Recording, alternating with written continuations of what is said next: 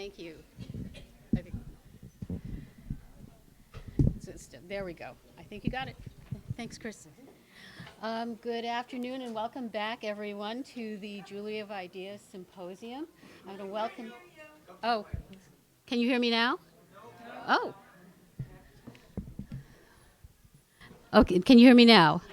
Okay, well, wonderful. Thank you and welcome back, everyone, to the Jewelry of Ideas Symposium.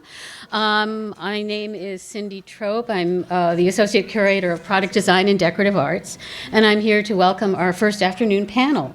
Jeweler Myra Mimlitsch-Gray and Helen Drutt, educator and curatorial consultant, will discuss communicating ideas through jewelry, moderated by jeweler and metalsmith Kiff Slemmons. So, please, everyone, welcome.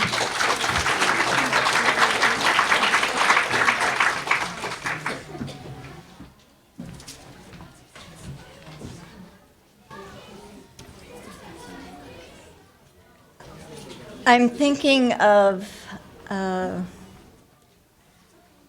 quote from Susan Sontag that I read once saying that all art is made either out of celebration or lament. I think that this this whole gathering, I hope, is out of celebration and celebrating jewelry, and it's important in our lives. And certainly, I thank Susan for her gift and for the artists for their gifts. This morning, I just happened to be looking at this catalog, and there was a quote by Albert Einstein. "The intuitive mind is a sacred gift, and the rational mind is a faithful servant. We have created a society that honors the servant and has forgotten the gift."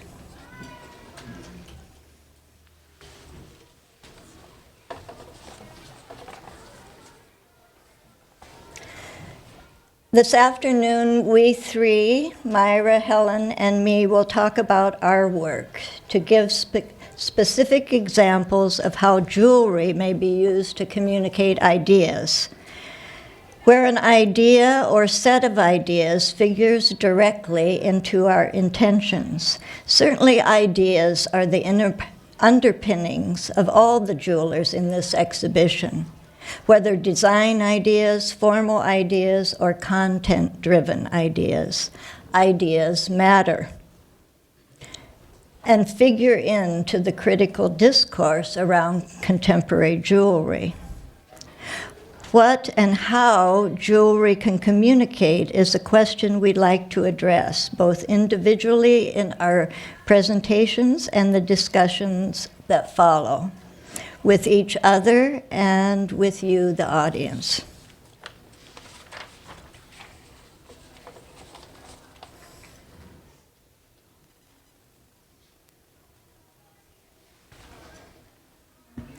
Tools and jewelry define us as human. The first jewelry from thousands of years ago indicates symbolic thought in early humans. The first tools were often intricately worked stone points used for survival. Such workings of the hand are common to all early cultures, and for us, indicators of the ultimate in design, where form fully fit function. These stone points also call up questions of purpose, when sometimes function slips from necessity to ceremony and are saved for the afterlife. The tools you see here contain tools, Neolithic stone points from West Africa. These are tools of the imagination made into jewelry. The value of tools is beyond measure. The hand is the prototypical tool. What the hand holds and serves pervades my work. As technology evolves in more complicated ways in response to culture, what the hand knows holds its own.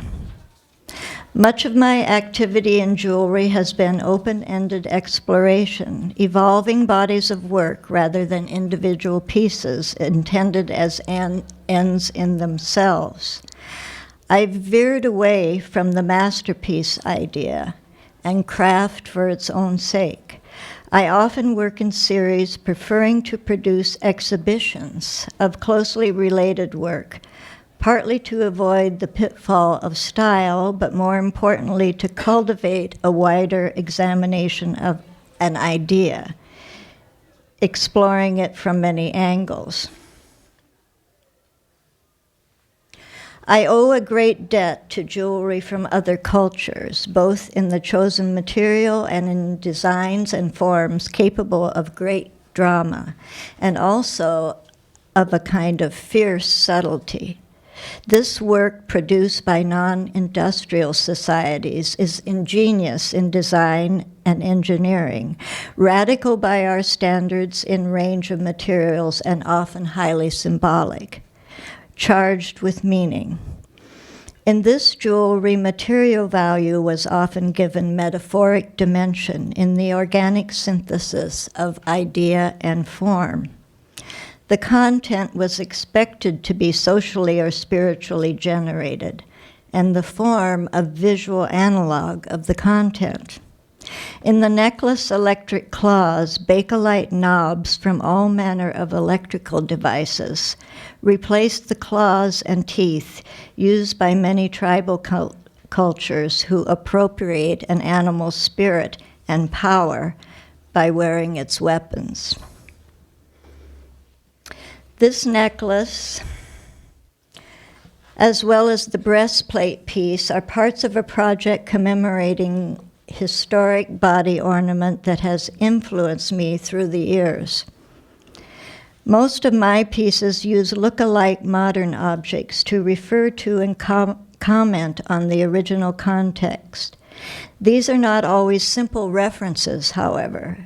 They are more like collaborations between me and the traditional artists, trying to understand more about one culture collecting and adopting the art of another, while perhaps participating in its disappearance. My breastplate, called Protection, is made of pencils rather than bones, referring in this case to the lack of protection written treaties provided Native peoples. A very recent version, still unfinished on my table now, is called Milagro. It is made up of written requests and thank yous by the artisans and me at Arte Papel in Oaxaca, where I have now worked for many years. It is a gesture to provide protection for the survival of the paper-making workshop. We make these written beads at the end of our sessions working together once a year. I then make the rolled messages into jewelry. I have used my work as a way of talking about historical and contemporary issues of art in general and jewelry in particular. I've tried to examine the difference between the authentic and the synthetic, and between copying and appropriation. Aesthetic, political, and poetic questions surrounding the language of materials are not new, but not resolved and still open for exploration, as are the conventions of representation and abstraction, and the issue of scale as a measurement of value in the context of contemporary art, a hard one for jewelers. In the fields of craft and design, perfection is often the measure of value. However, imperfection has its place too, and I wanted to explore its attraction further. But being somewhat of a perfectionist myself, how do I proceed to make something imperfect, to break through what sometimes seem the barriers of perfection? Much of my work involves dislocation and a kind of tension in the use of material, and such practice finally flowed into the project and exhibition called Repair and Imperfection. Here, the idea was to examine perfection as a criterion for craft, of originality as the measure of authenticity, and of reuse and the value of repair. I asked 18 artists whose work I greatly admired to contribute an abandoned, damaged, or incomplete piece of theirs for my reworking and/or repair. I tried to complete the piece as part of my inquiry into a deeper understanding of the value of imperfection. Imperfection can provide openness, a way in, whereas perfection is often closed and frozen in place. Imperfection can contain energy, can make for flow, yet so often craft is defined by perfection. Examining imperfection led to its clear-cut manifestation, repair, and what it might indicate in contemporary culture. There were many layers to this project, raising many questions. Where does the original maker's work end and mine begin? How do I maintain the integrity of the original? How much do I refer to what I know of the intentions of the artist? In terms of repair, what is broken and what needs fixing? Is this collaboration or something else? A repaired object can be charged with so much other than its perfect self. It reveals human intervention, the intervention of the hand, as well as ingenuity of thought. I want to show a few examples from the exhibition where 33 pieces were shown in handmade boxes along with a framed photograph of the fragment that instigated each piece. In addition, 1 or 2 pieces completed by the artists were shown to represent their own work.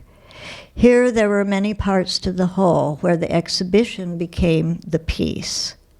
Approachable from many angles and layered, a kind of geology of presence.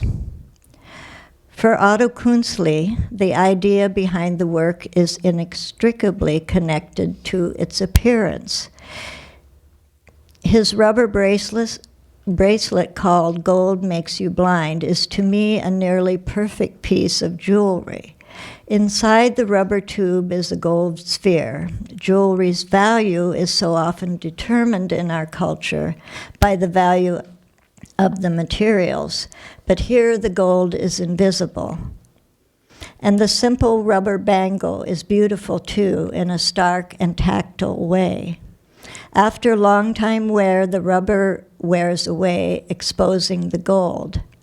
Like an eye, as Otto described in his letter.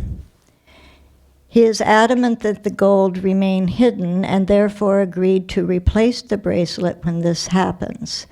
The small, partially crushed sphere he gave me was damaged as he pushed it into the rubber tube, rendering it useless in the new bracelet. As I read Otto's letter, a poem called The Panther by Rainer Maria Rilke came to mind. I decided to refer to this poem directly by making a tiny cart of silver and rubber.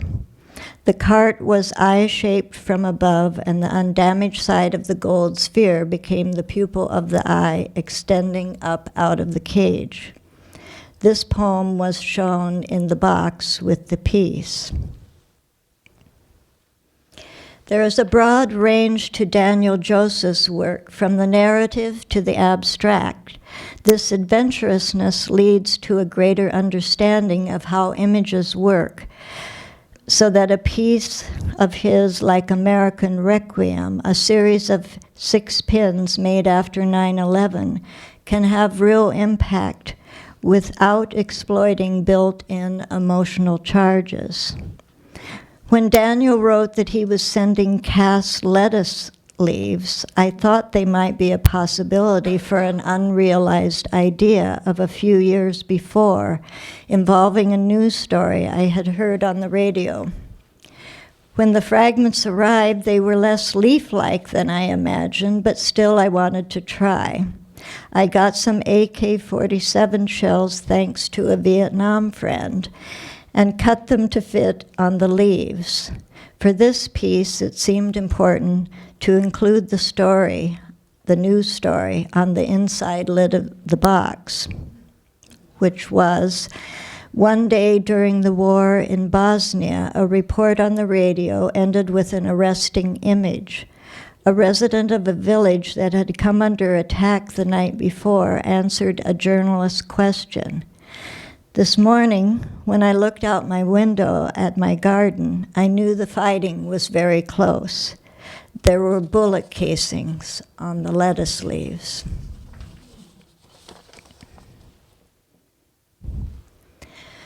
Bruce Metcalf is well known as both a consummate craftsman and artist. The term narrative is often too loosely used to describe any jewelry that is figurative. In the case of Bruce's work, however, it is pertinent and accurate. Jewelry is seldom the place for angst, but Bruce tells this story well. When he sent the unfinished carved wood figure, I responded to the angst it contained. I really didn't want to disturb the figure by painting it, cutting it up, or altering it too drastically. I liked its naked refinement. I made a dark aura for it with my own narrative twist, adding a bright hat for contrast. Though most of the artists did not see their pieces until after the exhibition, Bruce happened to see this one. His comment was, "I think I would have put a feather in her cap."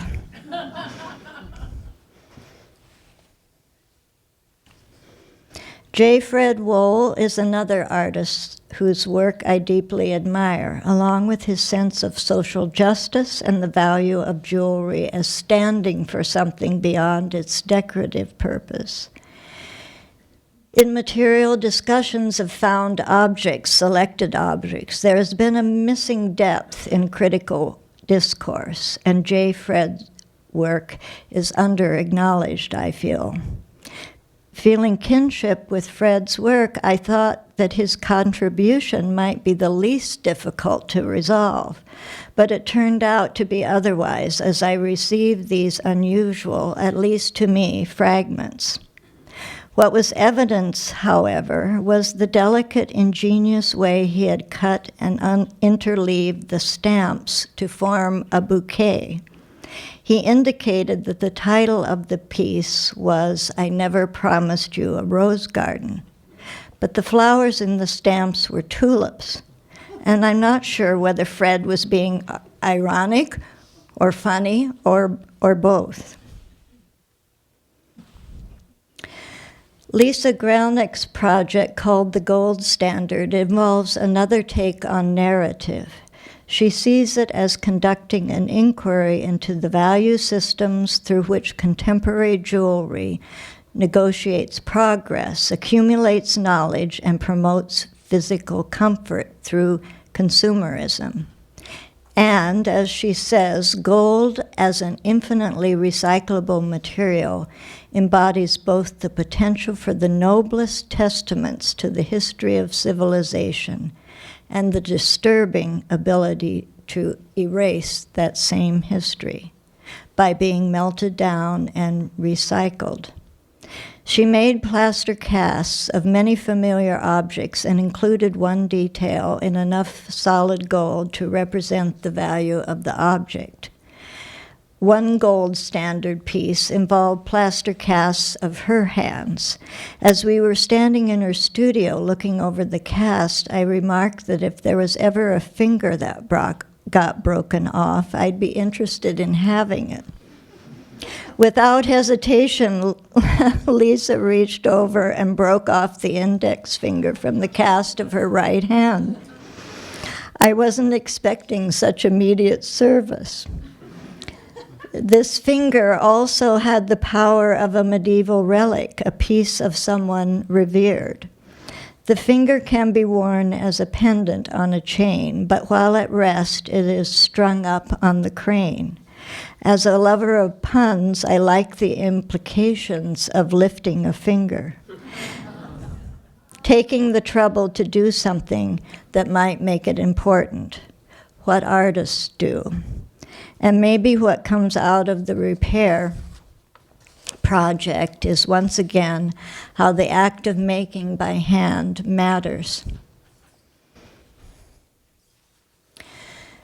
Travel has informed my work in different ways, always widening my concerns around jewelry. During a stay in Mexico, in Oaxaca, 16 years ago, I was invited by the artist Francisco Toledo to work in a handmade paper-making facility.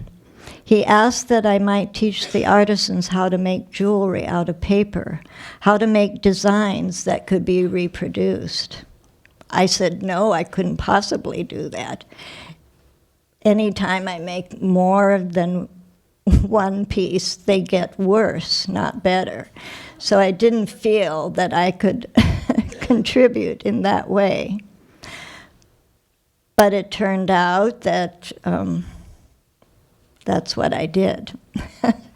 Since I don't like usually making the same thing more than once, this also gave me an opportunity to make different things than I would ordinarily make if I were making them myself. It was an entirely new way of working, outside solitary work in the studio, thinking more solely about design, and in a country whose language I didn't know. What started out as a one-time contribution of designs to the artisans has now continued for 16 years.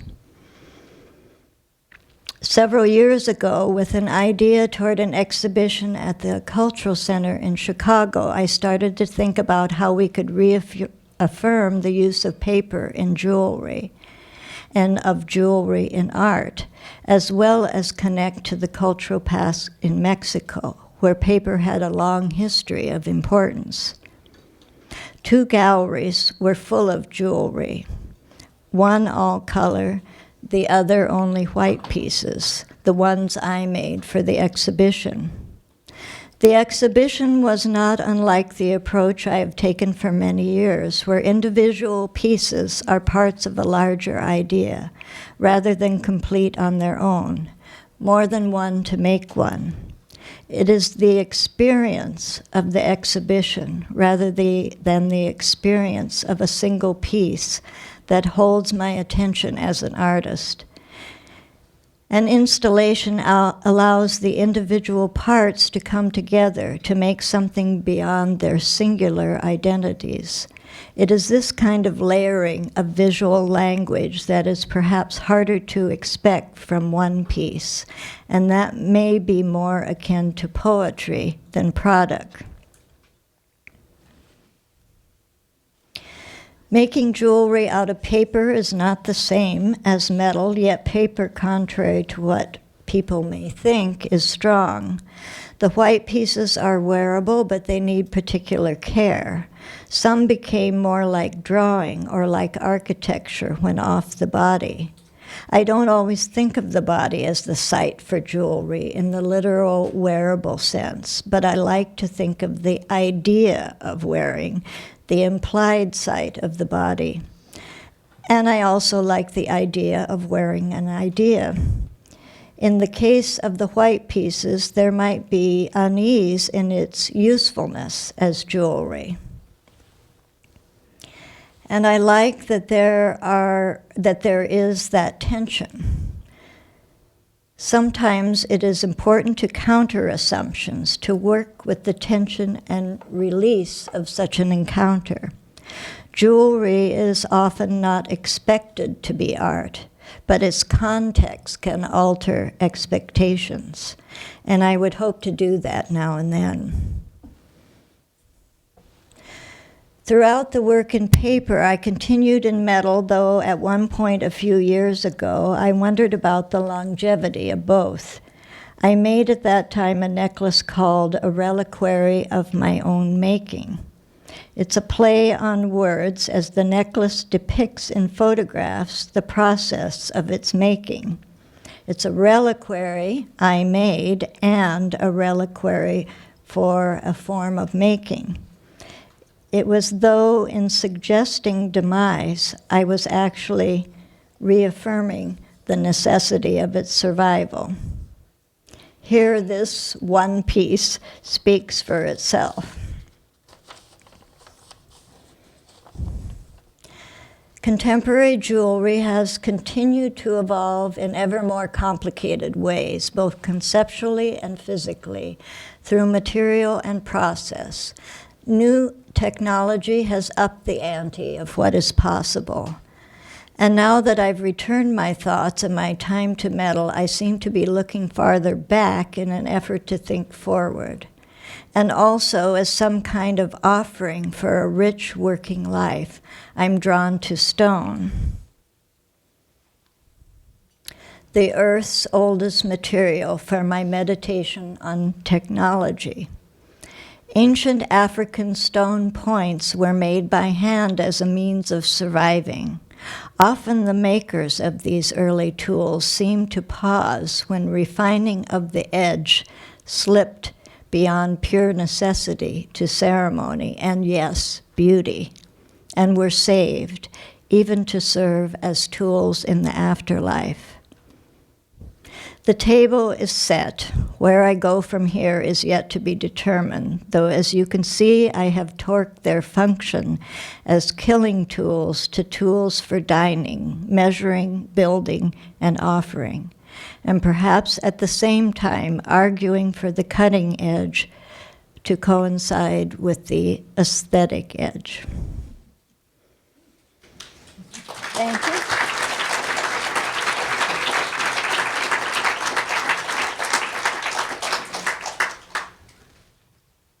Myra.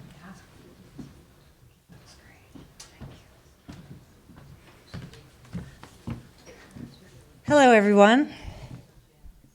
I'm going to take a chance here. I don't know. How's that? Can you hear me? Yes. Really? Okay. Thank you for inviting me here today. And Susan, I know you're out there somewhere. It's like it was yesterday, but it was 1990 when I met you in a Chicago diner to learn more about your planned publication, right? One of a kind, American Art Jewelry Today. And look how far reaching that project was and how far you've come, and we've all been benefited from it. So thank you so much for your generosity. I'm a professor of metal and jewelry, and in the past 30 years, I've been very dedicated to the active critical inquiry that exists within contemporary jewelry. And as evident here by this great audience, it has a long and healthy life, and will continue to do so. So jewelry is one aspect of my practice and the way I entered the field. But you may know me as a metalsmith, or a silversmith, or a sculptor even. And so in this brief talk, I'm going to show how some of my ideas have worked across formats and how the format can further inform the content. I'm going to start with this work from 1990 entitled Split Spoon. It is both jewelry and hollowware. The work represents my interest in historical and contemporary objects of service and of use.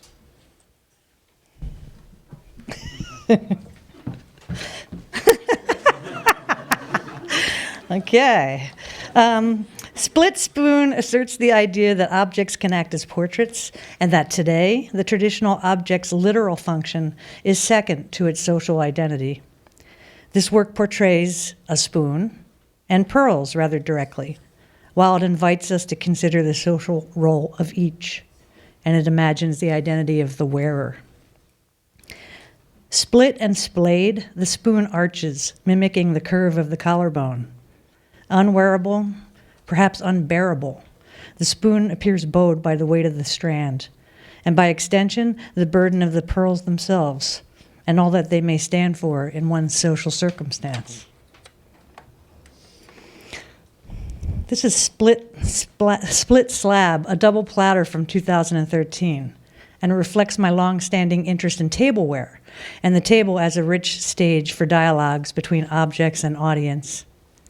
In jewelry and hollowware, I explore ideas related to value, and that can be expressed through the material's resonance. I consider the imposition of a material's social history, and I make forms that reflect my point of view. I manipulate the material conditions to construct fictions and parodies. This slab, split and splayed, landed hard on the table, a material thud. A sense of gravity is often present in my work.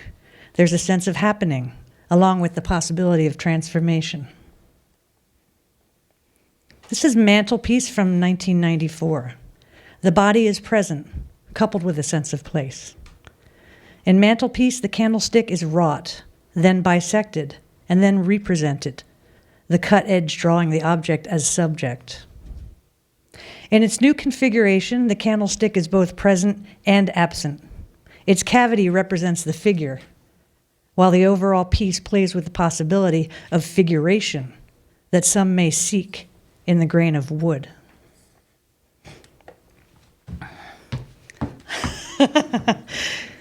These heels from 1990 are in a more forceful conversation with the body, somewhat wearable. One needs only to screw them into the bottom of your foot to make them work. I recall making these heels with such a strong sense of purpose and a silly sense of humor, perhaps. I was so determined to make these objects of futility as a raw critique of vanity and to condemn the expectation that women should conform to patriarchal ideas about beauty. I know these heels are a one-liner and somewhat superficial, and today they seem outrageous to me. But then again, I'm still outraged. In 1988, I made a series of timepieces that were intended to self-destruct through wearing. I'm certainly not the first person to use the image of the diamond as a way to critique jewelry as status symbol, and I'm certainly not the last. This ubiquitous approach has been surprisingly long-lived.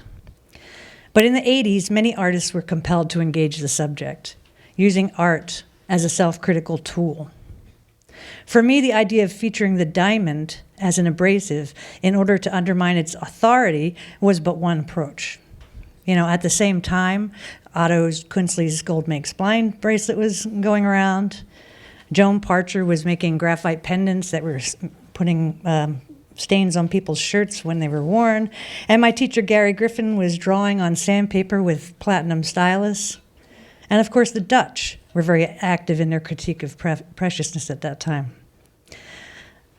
My work at that time was informed as much by Margaret de Pata's jewelry as by Duchamp's sexist mechanistic brides, and by the sculptor Chris Burden, who made Samson, a large geared turnstile fitted wall to wall in the gallery. Each person that entered caused the turnstile to push against the bearing walls. The premise was that if enough people ever actually came into a gallery, they could collectively destroy the institution. Samson was a huge statement and a huge object, and I know that my brooches were not operating in any way close to that work, but I recall being very motivated by such thinking, and at the same time being firmly committed to the field that I was in, and to jewelry as its outcome.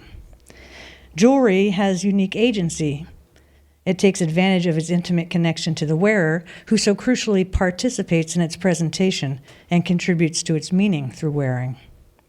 Jewelry preys on the unsuspecting audience who happens upon it on the street. This is valuable territory, and art jewelers productively explore this. Here are some other approaches to the gemstone as subject or portrait in my work. On the right, I rendered the diamond in grisaille enamel on a flat plane. The painted illusion suggests a magnifying lens or a blueprint. On the left, this 4-prong standard pendant from the mid-90s features the prong setting, the customary support for the stone. Exaggerated in scale, the empty setting presents a loss and a sense of longing, while it also questions the relevance of the stone and its imposed standard. The armature comes to represent a crown. My finger slips through it as a ring. The chain passing through calls to mind the traditional gifting of a ring. Think classic high school insignia ring as a token of young love and a promised future. In these pieces, we see the similar idea becoming more mannered in the making. On the left, this bunny pendant, it's reaching out to you, a cloying and annoying caricature. It's a fairly large pendant. The object is fabricated and hollow, and its emptiness is revealed on the inverse. On the right, hand-wrought prongs cluster together to form a skeletal heart. It is somewhat gothic and melodramatic, with its bloody garnet teardrop cascading down. Both are also, for me, a celebration of the craft itself: goldsmithing, metalwork, fine soldering, and precision. I enjoy when craft demonstrates or inspires critical thinking. Skill indeed has agency.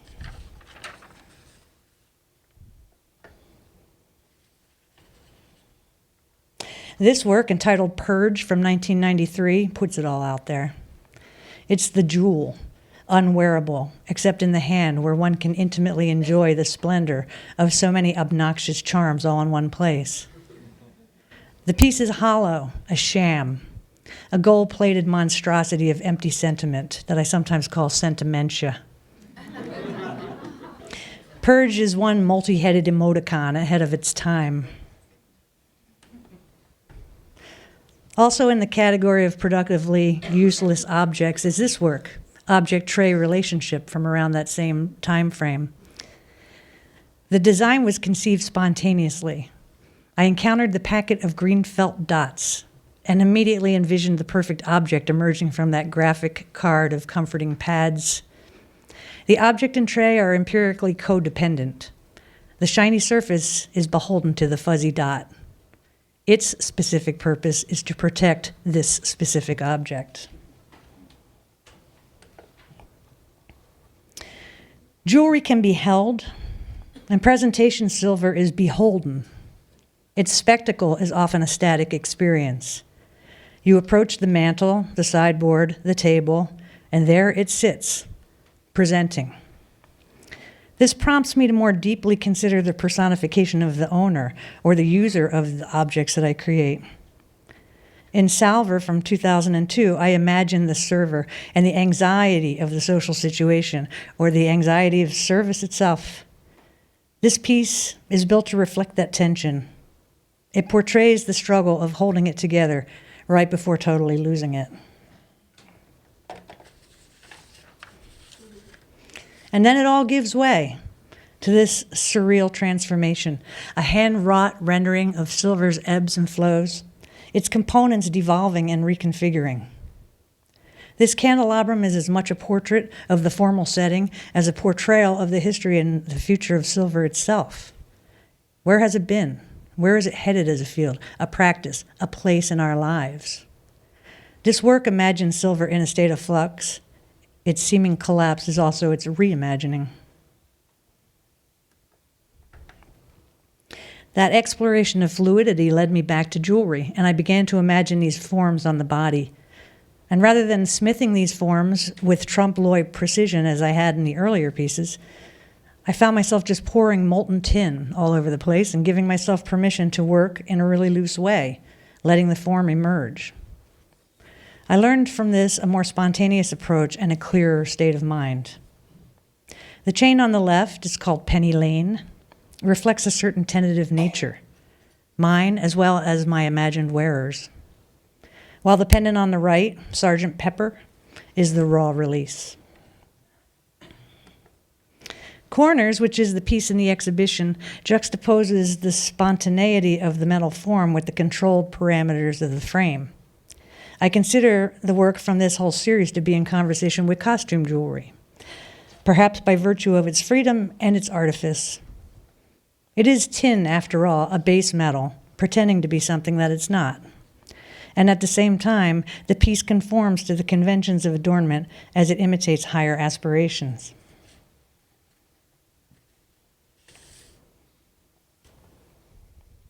Costume jewelry is an opportunity for play. In step with the whims of fashion, it can be a lighthearted comment meant to last no longer than the trend or the topic itself. It is consumable. One size fits all. This summer I made jewelry by happenstance. One minute I was processing wire in the rolling mill, and by day's end I had these silver rings based on bread twist ties. They're ephemeral, like chains constructed from dandelions or folded gum wrappers. Nearly everyone who has seen these rings admits to having made the exact same ring during summer camp, or with their grandmother, perhaps, recalling some other time of simple pleasure. These narratives demonstrate jewelry's rich capacity to connect us, to draw us in. And this field is indeed rich with artists and designers who are invested in this realization, and we're all the better for it. Thank you. I look forward to our discussion.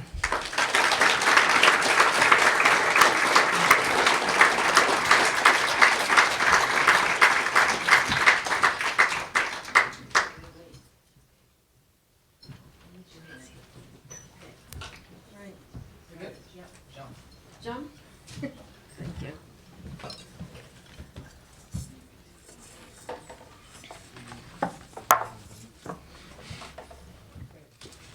I can't see.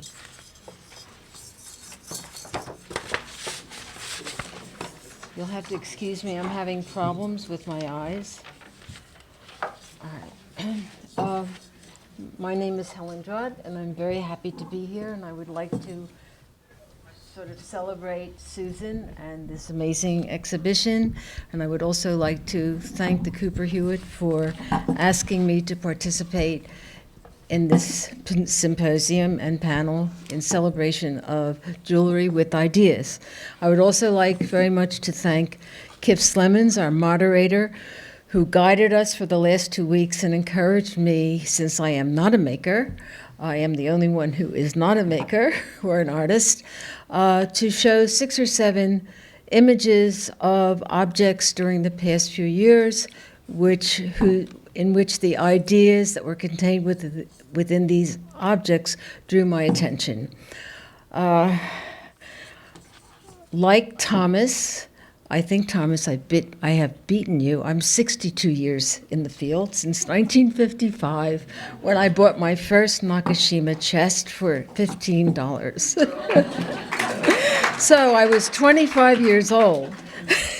So that was my entrance into the world of contemporary craft.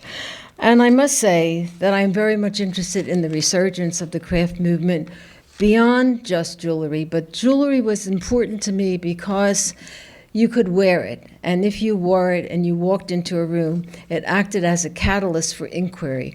You couldn't take a chair into a curatorial meeting, and you couldn't carry a pot into a curatorial meeting. But if you wore a brooch, I remember distinctly Calvin S. Hathaway, who was once the curator at the Cooper Hewitt, looking at me in 1967 or 68 and saying, "What are your plans for that?" And I said, "What do you mean?" I said, "When I die?" He said, "No, I don't want to wait that long." And so jewelry has always been extremely important, and I consider myself part of the golden triangle. You have the artist, you have the object, and you've got to have the audience. And without the audience, you have nothing. So I am the audience, and that's why I am here today. I looked up in the OED, I actually looked up in the OED, and it said, jewelry is an article of value used for adornment, or an ornament worn as a badge of distinction. I was really amazed that it wasn't really a greater, explanation in the Oxford English Dictionary. It also said that an idea is the conception of a standard or principle to be aimed at. So that's what we're doing today. We are aiming at ideas that are contained within jewelry. I hope I have this correct. I do. All right. So what was the first piece of jewelry that really caught my eye? The first piece of jewelry in which an idea was so strong that I remember screaming and saying, "Bye-bye circle pins, bye-bye to the string of pearls." It was 1967 or 1968, And I was at a meeting with Stanley Lexon in his home, and he carefully went up to his studio and brought down this amazing brooch of electroformed silver with tourmaline. But the tourmaline wasn't wrapped up with a wire like a Calder. It was merged and embedded in the silver, and he explained to me that the electroforming process made it possible for you to unite alien materials. I looked at that brooch, I screamed, and I knew that forever my life was going to be changed. And then there was another piece that he brought, and he was the father of electroforming, just as he was probably one of the great innovators of CAD/CAM today. Correct me, Doug, if I'm wrong, all right? The other work was this amazing brooch with two pieces of mica that almost mirrored each other. Again, electroformed in the silver and then coated in gold, and then these amazing pearls that just perched on top of it. It almost looked as if it were part of a Mars landing gear.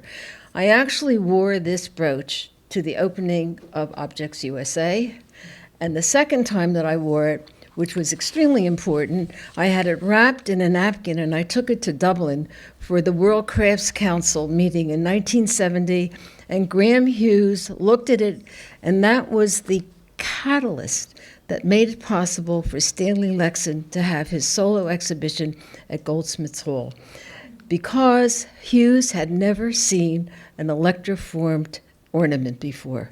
It was an amazing, amazing moment. Lexon, of course, was teaching at Tyler School of Art, and his good friend Olaf Skogfors was teaching at what was then called the Philadelphia College of Art. And now we're talking about ideas in jewelry. The brooch on your right is the Dimsdale machine. The Dimsdale machine caused an amazing controversy during a panel in 1970. The Dimsdale machine was made in 1969, but in 1970 there was a panel, and Olaf explained how the piece was named after Ellen Dimsdale, who was a student of his at Haystack, but really, in effect, it was responsive to Antonioni's The Red Desert. And that if you look at it carefully, you'll see this abstraction of an Italian landscape with, industrial elements rising from the landscape with a moon. And Stanley Lexon got up and said, "Jewelry should be decorative, not intellectual."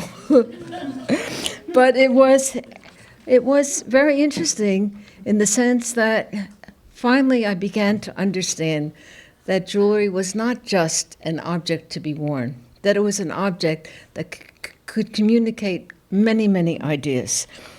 The piece on your left is a belt buckle, and I'd like to read a letter that Olaf Skogfors wrote to David Hanks in 1975.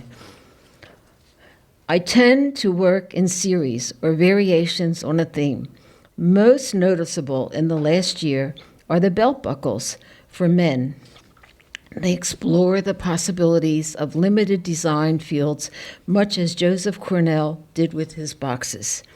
Many people have influenced my work. Anonymous workers, craftsmen who have put together things, and artists in all fields who have devotedly dealt with the exploration of form and images on a personal quest." Unfortunately, Olaf died that year at age 45 in 1975. It was a great loss for our field, and for him as well, of course. It was not easy to select 6 or 7 artists within the range of all the people that I have met during the past 62 years, but I'm trying to, in some way, show you some of those works which were extremely important in my development and in my education. Among them was meeting Klaus Bury in 1973 or 74, when he first came to the United States as a gift from Ida Bolin, who was one of the major collectors of jewelry in the globe, Ida Bolin, Inge Assenbaum in Europe. And I was introduced to his work, and among the most important pieces is this construction that was made in 1973. It has 2 layers of drawings, and beneath it a very complex interchangeable acrylic terminals and pinbacks and extensive drawings. It's actually a book. There are 1, 2, 3 pages, and here's the pointer. If you look over here, this is the brooch, and then you can remove this section here, and you can place this piece or this piece, and you can change the coloration and the configuration of the brooch, and the pinbacks are all encased in here. And you have these amazing engineering drawings which show you his cerebral thinking as he develops this piece. I will tell you the story of how I acquired this piece. This piece had remained in a box in the safe of a major collector in Europe for decades. Well, not for decades, but for 2 decades. And in 1996, right after the air crash, the Air France air crash in New York, I received a call from Klaus telling me that this piece was becoming available. It had never been taken out of its box. Would I come to Frankfurt immediately and get it? I said, I can't do that. I can't just fly to Germany. He said, yes, you can, because if you don't, it's going to go into auction. And so I flew. I was on the plane after the plane crash, and I acquired the box with terms, of course, and then and brought it back. But it is an amazing piece, and it is a piece with extraordinary ideas, which really leads us into the intellectual basis of Klaus Boehry's work. And Klaus Boehry is still working now, but he's now a sculptor, and also, if you can look, there's another brooch right here. Here, this brooch here. Over here. For me, this is one of the most complex brooches I have ever known. It is completely constructed in white and gold. The exterior of the brooch is so intricate that it's impossible for me to describe, and I'm sorry that I do not have an image that will reveal it. But his interest in landscape is revealed in the ornaments that he made, and his interest in space. And if you look, you can see now he's building structures throughout Germany. Large sculpture. And in this particular case, this piece is it's in Bietersfelder, which is a very depressed area in Germany. And this structure allows you to climb over and look at the landscape, look at the depressed landscape, but also beginning to view the reconstruction of that area in Germany. So it's a structure which invites tourism to come from all parts of Europe. And it also shows you, in looking at this piece, you can see how the structure of this amazing staircase also comes forth out of the ideas that were generated in the early works by Boehry. I was intrigued very much by the work of Betsy King. I think she's probably been forgotten in the past 20 years. There were wonderful things about her narratives and the way in which she took the memories of her childhood and other episodes that occurred during her lifetime that were important to her.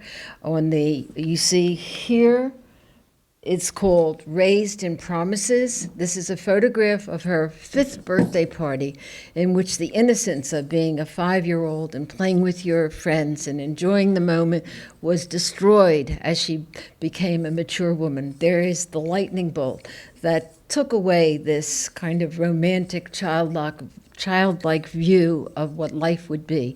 And it's called Raised on Promises. And it was done about 1990. And then in 1992, when it was announced that Superman was going to be discontinued, she was heartbroken. And so she made this work called Bound to Be Back. And it was made in 1992. And it's a wonderful brooch. And indeed, there he is, bound to be back. So I like those ideas. I like the ideas of her responding to pop culture, responding also to her own biographical memories. I have many other brooches that I could show, but there's no time. Among the other artists who have generated ideas through their work are people like Bruno Martinazzi, who lives in Torino, Italy, and who is now 93 or 94 years of age. But his iconic piece called Goldfinger, which was designed in 1969, and each one was made individually. They were never cast. They were all fabricated by the artist in his studio. And if you look at one from 1969 to one that he made 15 or 20 years later, the edition is now gone. You can actually see the difference. You can see how in the beginning they were very tight and they were very controlled, and as he became older, the fabrication of the gold was looser. But in addition to that, he was a sculptor and also very concerned with the political aura of northern Italy.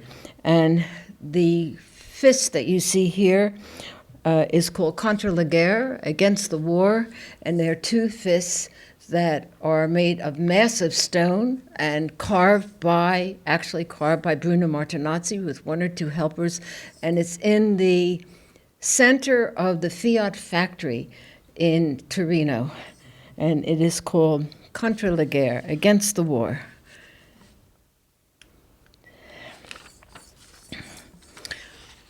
I have worked with Heisbacher since 1974. It's a long time, and I've always been intrigued by his commitment to the field, not only in jewelry, in design, in furniture, and also in environmental projects.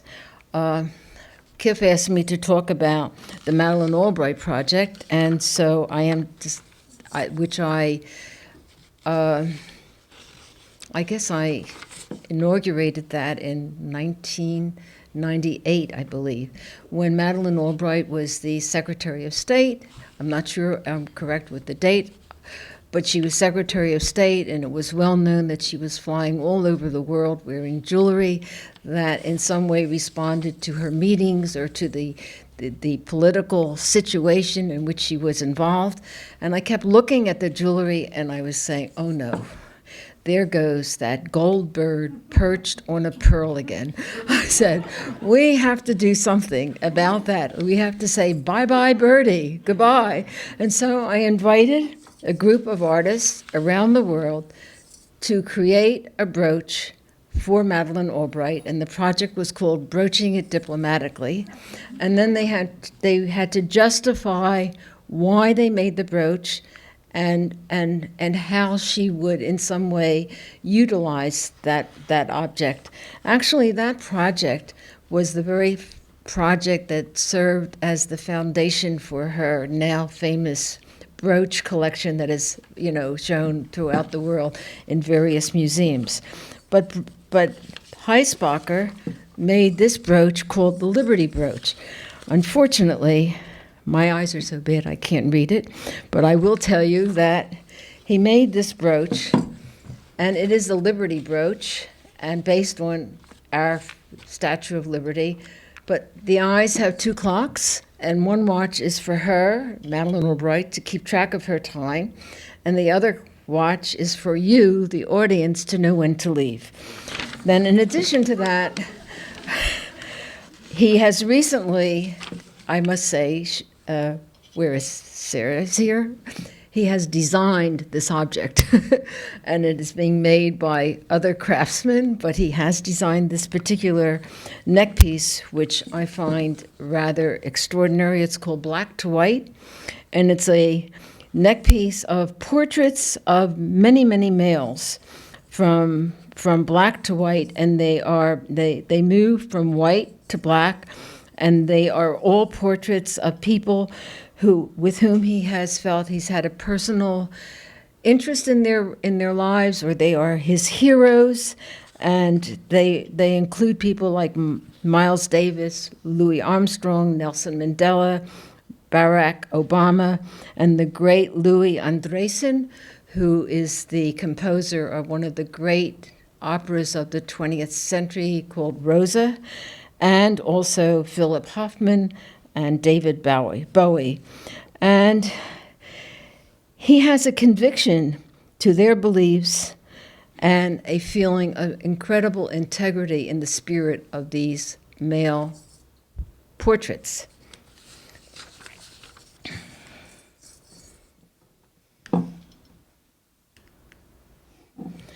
Manfred Bishop. Manfred Bishop, a German artist, mainly living and working in Italy, whose work has actually tantalized me since 1983 or 84, when I first saw a work of his documented in an international publication. And I finally met him through Georg Dobler at Ornamentum in Pforzheim in 1988 or 89. And I was intrigued by his absolute involvement with not only himself, but his political beliefs and the conversations in this particular case that he was having. Right, wait. In here, you see, this piece is called Creator, and the creator is holding a coral vessel, and he always felt that the vessel was the container of everything that was important to the human being in addition to our soul. And this particular piece is also attached to conversations that he's had with his psychiatrist, so that we have many drawings that have some of his medical history and medical conversations or psychiatric conversations.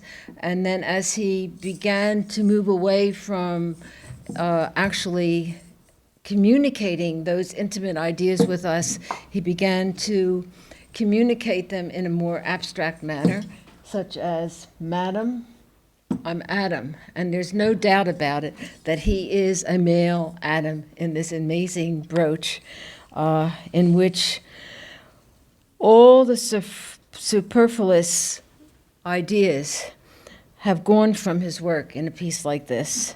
And what's only necessary remains for you to comprehend it from the actual creation of the piece itself. Manfred unfortunately died about 2 years ago. It will be 2 years this May. And he is among one of the most important artists whose ideas, I think, will really permeate the 21st century.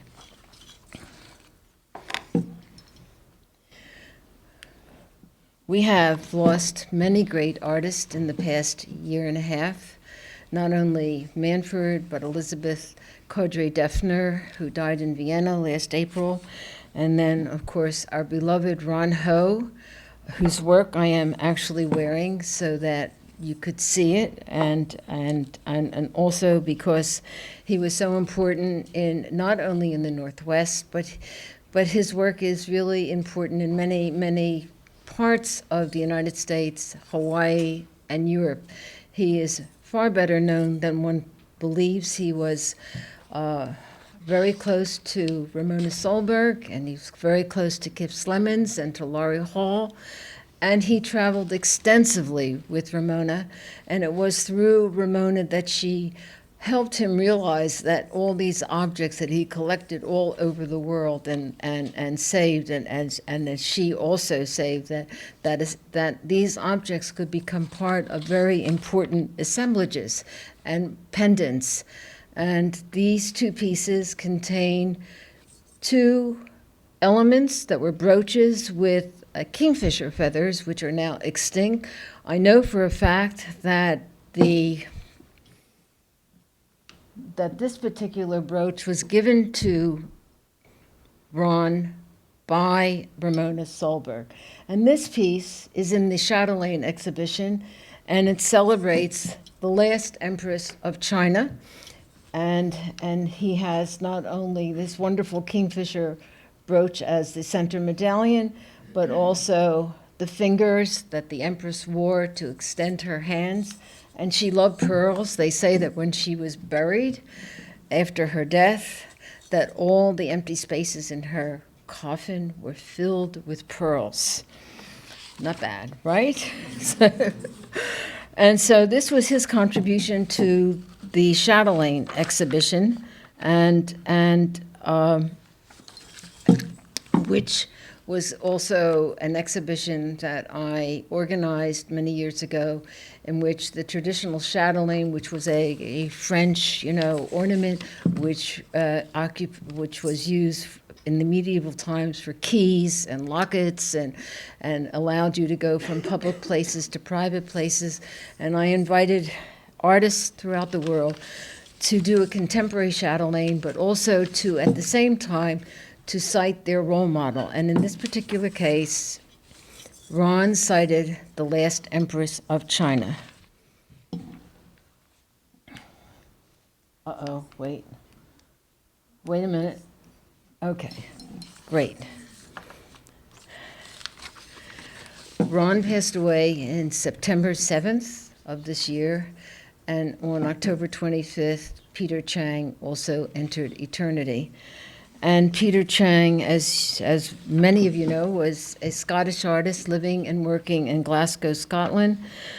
But Peter Chang became very well known in the past decades. All of Chang's ornaments also came from his imagination. Assemblages with fragments of old toothbrushes, erasers, and toys were inlaid in the plane rather than on a three-dimensional form. Large biological fantasies grew, undulated, and became surfaces not unlike Gaudi's park in Barcelona. His works are assemblages with endless possible permutations of forms which embodied intense colors reminiscent of comic books and carnivals. I'm reading from something that I had written many years ago. And this bracelet is a wonderful example of the fantasy. Okay, wait a minute. I'm sorry, I'm not good at this. Right, of the fantasy in which he allowed himself to create wearable objects, not only pendants, but also brooches. And about 10 years ago, he created this amazing table for the British consul in Hong Kong. And, oh God, wait. This image I was sent last week by his family. This is his coffin that was painted by his son. So he was sent off into eternity with this exuberant painted surface by his son, Leo, and who sent me images of the coffin before they went into the crematory. So I thought I would share it with you because it shows how exuberant it was. The celebration of his going into eternity was a very festive ceremony in which many of us contributed. I was asked to write a poem. Other people were asked to participate by writing original musical scores, and then, of course, this amazing painted coffin. Okay. Here I am. So why do we have Bernard Schovinger wearing a diving suit? Bernard Schovinger is an artist whose ideas have propelled me into his work since 1985 or 86. He is a Swiss artist living and working outside of Zurich and Richterville, and he uses found objects to create very idiosyncratic works of art.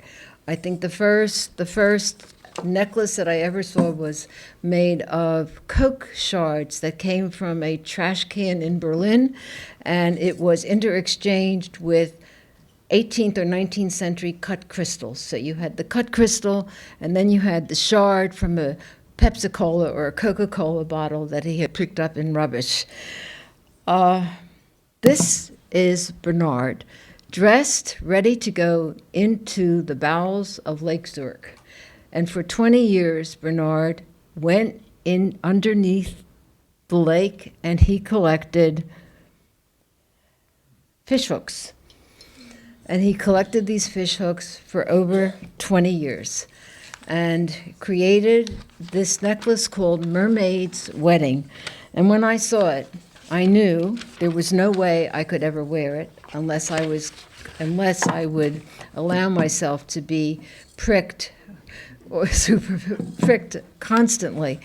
But the concept was so extraordinary to me, and the piece itself was so extraordinary to me, that I decided to acquire it, and I did. And I must say that it's an extraordinary work of art. And I felt very strongly, I must say that I offered it to 1 or 2 museums and they all turned it down. Because I felt it should be held in some kind of permanent repository.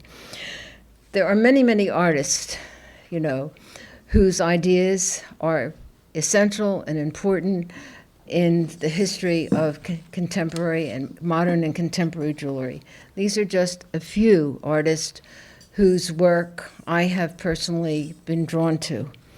The artist, as Joseph Cornell says, the artist appeals to that part of our being which is a gift and not an acquisition, and therefore more permanently enduring.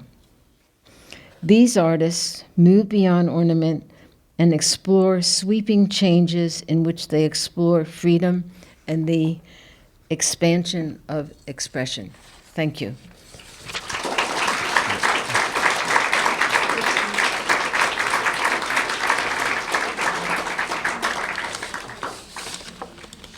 I can't see anything, right?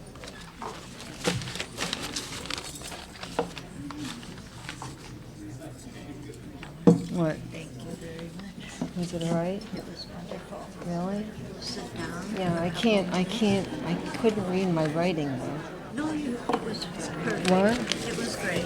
So, well, you were both pretty damn good. For clarification, there'll be a short conversation right now because we have a few more minutes. So they're going to talk for just a moment and take questions. If you need to use the restroom, that's fine. You can do that right now. I know a lot of people are. That's why we had a break, but we're going to just talk for a few more minutes. That was the schedule, and then we'll break for half an hour. Just sorry for any confusion. Thanks.